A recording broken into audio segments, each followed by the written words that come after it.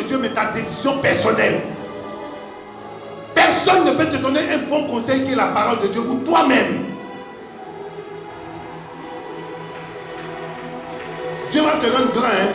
Mais si ta vie n'est pas bien dirigée là, tu vas redevenir petit. Dieu parle à Adam, c'est à Adam de parler à Ève. Mais Adam ne parle pas à Ève, je ne sais pas qu'est-ce qu'il lui a dit. Et il laisse Ève aller parler au serpent. Quand on parle d'Ève, on ne parle pas forcément des femmes. Ici, je vais prendre Ève comme étant cette personne qui a été séduite par l'esprit malin.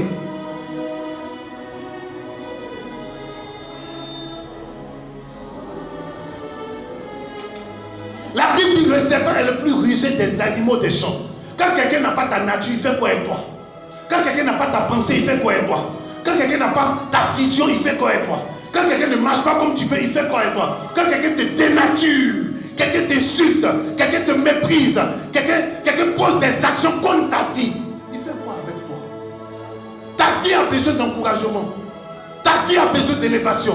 Dieu ne t'a pas mis sur la terre pour te rabaisser. Dieu ne t'a pas mis sur la terre pour te jeter. Dieu ne t'a pas mis sur la terre pour qu'on te foule aux pieds. Dieu t'a mis sur la terre afin que tu puisses grandir.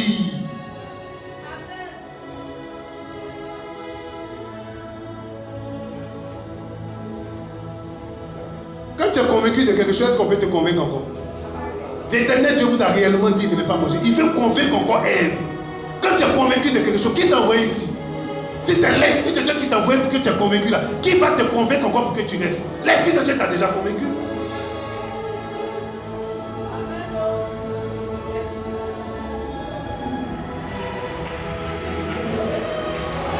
Chaque fois, et je vous dis et je vous répète, Église, que Dieu veut bénir quelqu'un, il met devant lui un test. Si Dieu veut te rendre millionnaire, il t'envoie d'abord 1 million pour voir si tu prélèves ta dîme. Il veut te rendre milliardaire, il t'envoie 1 milliard pour voir si tu peux prélever. Si 1 million tu ne prélèves pas, c'est 1 milliard que tu as prélevé. Si quand tu as l'argent, tu penses à comment tu as t'habiller d'abord. Si quand tu as l'argent, tu ne penses pas à l'église. Comment Dieu peut te donner? La dîme est volontaire, mais ce n'est pas forcé. Ce que Dieu a interdit à Adam, c'était la dîme du jardin. Tu peux manger de tout ton salaire, mais sauf l'argent de Dieu.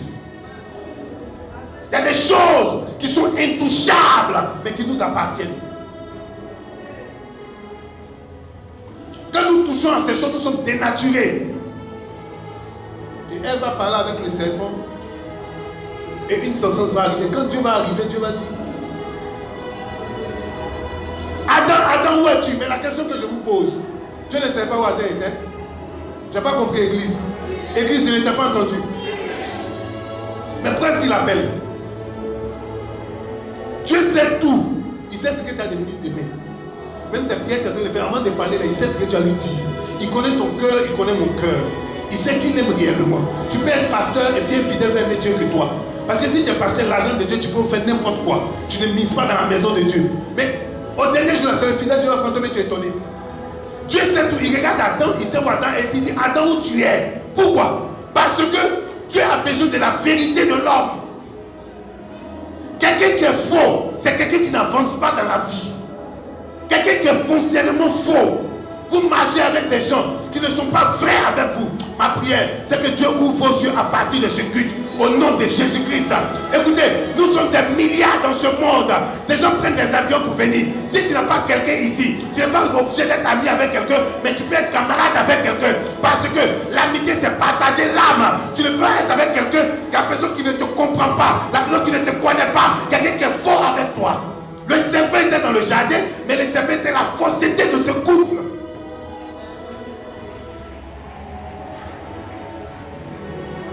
Faites attention à vos amis. Quand quelqu'un te parle et puis ton cœur bat vite, on dirait que tu as un danger là. Fais attention à ce qu'il t'a dit. Parce que la prophétie, elle ne vient pas comme un danger. La Bible dit: ne méprisez pas la prophétie, mais examinez-les. La prophétie a un examen de concours. Parce que c'est le concours qui donne un résultat. La prophétie a un examen. On t'a parlé, tu as peur, tu trembles. On t'a dit quoi et puis tu trembles. Qu'est-ce qu'on peut te faire? Il y a quelque chose de plus fort que le sacrifice de Jésus. Il y a quelle nouvelle qui a t'effrayé?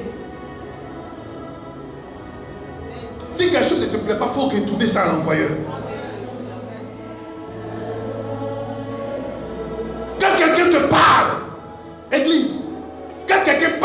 toi. Il parle pour construire ta vie.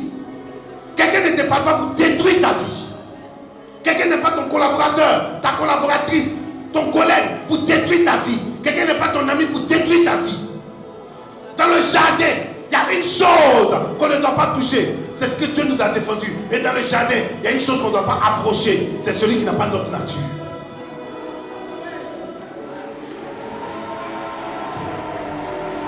Personne ne doit se plaindre de ce qu'il a permis. Quand tu permets quelque chose, ne te plains pas de ça.